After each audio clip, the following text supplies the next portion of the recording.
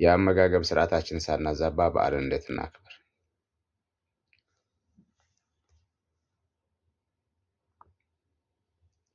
በበዓል ወቅት የምንመገባቸው ምግቦች የባህላችን አካል ናቸው። ነገር ግን በገና በዓል የምናሳየው አመጋገብ ጤናችንን ለአንድ ቀን ብቻ ሳይሆን ለሳምንታት ሊረብሽ ይችላል። በዓልና አመጋገብ ለምን ያሳስበናል? እንኳን ወደ ስማርት አመጋገብና ጤና በሰላም መጣችሁ። አራጋው እባላለሁ። የህብረተሰብ ጤና ስፔሻሊስት እና የስነ ምግብ ባለሙያ ነኝ። ገና ወይም የልደት በዓል የደስታ የቤተሰብና የባህላዊ ምግቦች ወቅት ነው። አብሮ መመገብ ማህበራዊ ትስስራችንን የሚያጠናክር ትልቅ እሴት ነው። ነገር ግን ከህብረተሰብ ጤና አንጻር ሲታይ ድንገተኛ የአመጋገብ ለውጥ፣ ከመጠን በላይ መመገብ፣ ከፍተኛ ጨው እና ቅባት ይዘት ያላቸው ምግቦች ሰውነታችንን ሊያጨናንቁ ይችላሉ። በተለይም ከፍተኛ የደም ግፊት ያላቸው፣ ስኳር በሽታ ያለባቸው፣ የምግብ መፈጨት ችግር ያለባቸው እና የልብ ህመም ተጋላጭነት ያለባቸው ሰዎች ላይ ጫናው ይበረታል። ዛሬ የምንመገባቸው ምግቦች ጤናችንን ሳይጎዱ በሳይንሳዊ መንገድ ገና እንዴት ማክበር እንደምንችል እናያለን።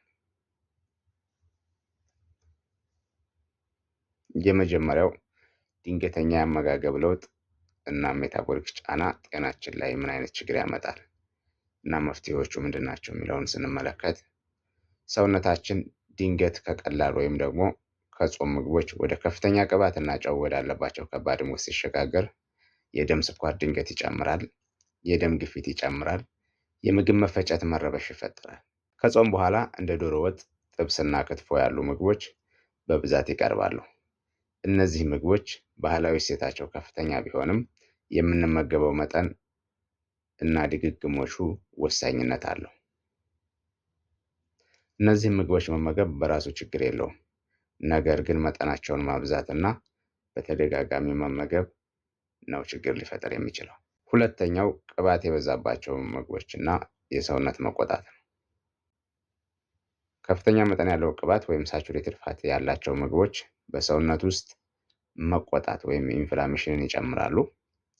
የደም ስሮችን የመለጠጥ አቅም ይቀንሳሉ።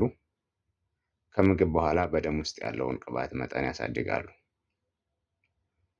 ስለዚህ በበዓል ወቅት የምንመገባቸው ወይም የምንጨምራቸው ቅቤ የበዛባቸው ወጦች፣ ስብ የበዛባቸው ስጋዎች መኖራቸው ይህንን ችግር ያባብሰዋል ማለት ነው።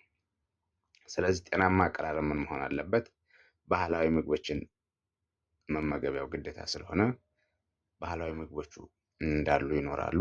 ነገር ግን መጠኑን ማመጣጠን፣ ስብ የሌላቸው ስጋዎችን መጠቀምና አትክልትን አብሮ ማሰባጠር ያስፈልጋል። ሶስተኛው የጨው መብዛት ነው። በሰውነት ውስጥ የጨው መብዛት ከፍተኛ ጨው ወይም ሶዲየም በሰውነት ውስጥ ፈሳሽ እንዲከማች ያደርጋል። የደም ግፊትን ይጨምራል። በልብ ላይ ተጨማሪ ጫና ይፈጥራል። ስለዚህ በበዓል ወቅት ስጋቱ ምንድን ነው? ጨው የበዛባቸው ወጦች ይኖራሉ። የተቀነባበሩ ስጋዎች፣ የተጠባበሱ ስጋዎች ለምሳሌ እንደ ሸክላ ጥብስ ያሉ ትራንስፋት ያላቸው ስጋዎች እነዚህ ይኖራሉ እና ሌላው ደግሞ ደጋግሞ መመገብ ይኖራል። ስለዚህ ይሄ የጨው መጠኑን ይጨምራል። ስለዚህ የመጀመሪያው ጨውን መመጠን ያስፈልጋል። ከዛ አትክልትና ፍራፍሬዎችን አብሮ ማሰባጠር ያስፈልጋል።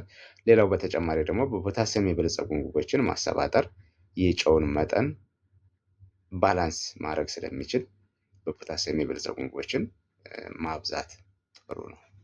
ሌላው የምግብ መፈጨትና የጨጓራ ጤና ነው። የምግብ መፈጨትና የጨጓራ ጤና ችግር ደግሞ ከፍተኛ መጠን ያለው ምግብ በፍጥነት በምንመገብበት ጊዜ የምግብ መፈጨትን ያዛባል ወይም ደግሞ የምግብ መፈጨትን ያዘገያል። የሆድ መነፋትና አለመመቸትን ይፈጥራል። የጨጓራ ባክቴሪያዎችን እነዚህ ማይክሮብስ የምንላቸው ስራ ያውካል። በሰውነታችን ውስጥ በቢሊየን የሚቆጠሩ ጠቃሚ የሆኑ ባክቴሪያዎች አሉና የእነዚህን ስራ ያውካል።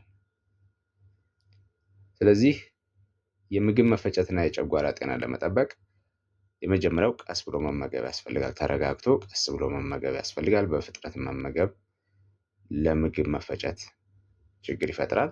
ሌላው በምግብ መካከል እረፍት መውሰድ እና በፋይበር የበለጸጉ ምግቦችን ማካተት እንደ እንጀራ፣ እንጀራ ፈርመንትድ ስለሚሆን ተቦክቶ ፈርመንቴሽን ፕሮሰስን አልፎ የሚዘጋጅ በመሆኑ እና ፋይበር ያለው በመሆኑ ይሄ ጥሩ ነው ለጨጓራ ጤና። ሌላው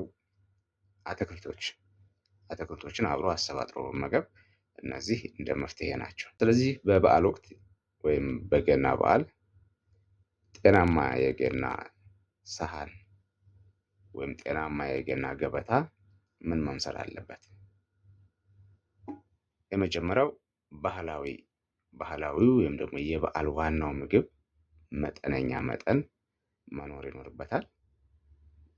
እዚህ ባህላዊ ምግቦችን መመገብ ይኖርብናል። የባህሉ አንድ አካል ነው። እነሱን አትመገቡ ማለት አይደለም። እነሱ ግን ምን መሆን አለበት? በመጠነኛ መጠን መኖር አለበት። ሞዴሬሽን። ሌላው እንጀራ በብዛት መኖር አለበት። ሌላው በቂ አትክልቶች ተሰባጥረው መኖር አለባቸው። ሌላው ደግሞ ከጣፋጭ መጠጦች ይልቅ ውሃን ማዘውተር ያስፈልጋል። ስለዚህ በዚህ መልኩ የሚቀርቡ ከሆነ ጤናማ የሆነ የበዓል ገበታ ይኖረናል ማለት ነው። ባህላዊ ምግቦችን ያለምንም ጥፋተኝነት ስሜት መመገብ ይቻላል። ነገር ግን መጠኑን መቆጣጠር ነው።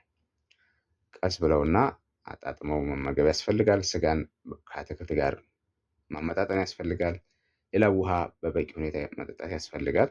በማግስቱ ወደ መደበኛ ጤናማ አመጋገብ መመለስ ያስፈልጋል ማለት ነው። እንደ ማጠቃለያ እንግዲህ የገና በዓል የደስታ የፍቅርና የአንድነት ወቅት ነው።